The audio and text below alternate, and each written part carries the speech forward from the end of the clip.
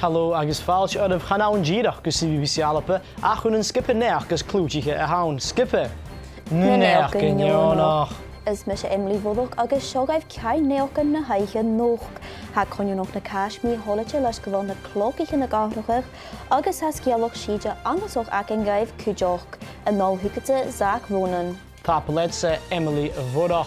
Hafis ag a thula duine go bhfuil na clócichan i dul airt an deire heach gan háráin ach a réad hális chanéal conúnach na casc ro háliiste míon seo go fórsanach gotá ha conúnach na casc héin cáirún sa stúdio nach ar son an tuach a bhí nach Chanin fair a bhfuil si idir a tusin chu trangs a hamis a mnám seo gen bhléana.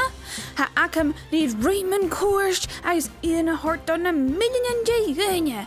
Agus an nósin ha sibh a tart uair a híte de chateal it fallafóm. Ach, ha mi dú... Ach, is acad dé a rut as mis me dhéin, be sibh a tart uair a híte a bharach gan na máileach in sa jourig. Ha skippe woord u aan. Samise, na seo na múnere.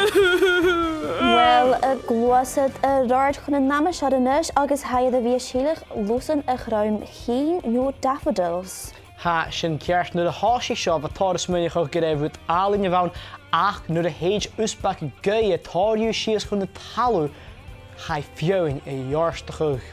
Go fórs nó ha thula duna cears go leor inis sin acu na neoch an nónach.